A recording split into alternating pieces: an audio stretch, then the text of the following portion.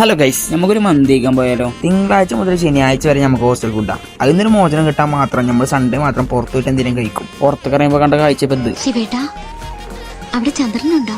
ഇല്ല. നമ്മുടെ കോളേജിൻ്റെ അടുത്ത് നല്ല ഫുഡ് സ്പോട്ടൊന്നും ഇല്ല. അതുകൊണ്ട് നമ്മൾ കാര്യമായിട്ട് പോലെ ആചാര്യ സൈഡാണ്. നമ്മൾ ഇന്ന് ഫുഡ് കഴിക്കാൻ വന്നത് സെഞ്ചുറി കഫേക്കാണ്.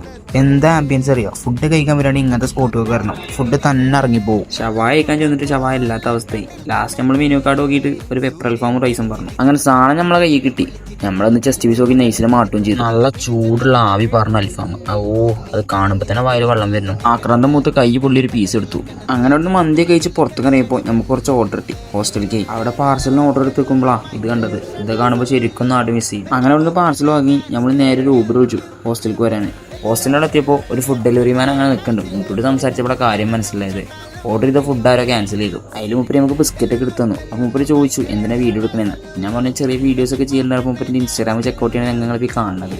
സംഭവം മുപ്പര് നമ്മളോട് ചോദിക്കാനുള്ള കാരണം എന്ന് പറയുന്നത് നമ്മുടെ കയ്യിലും കവർ ഉണ്ടാകും. മുപ്പര് ചേരാൻ നമ്മളും ഡെലിവറി ബോയ് ആണ്. അങ്ങനെ ലാസ്റ്റ് നമ്മളെല്ലാം കവറൊക്കെ നമ്മൾ കറക്റ്റ് കൊടുക്കേണ്ട ആളത്ത് കൊടുത്ത് നേരെ ഹോസ്റ്റലിലേക്ക് വന്നു. അപ്പോൾ ഇന്ന് ഇവിടെ നിർത്തി.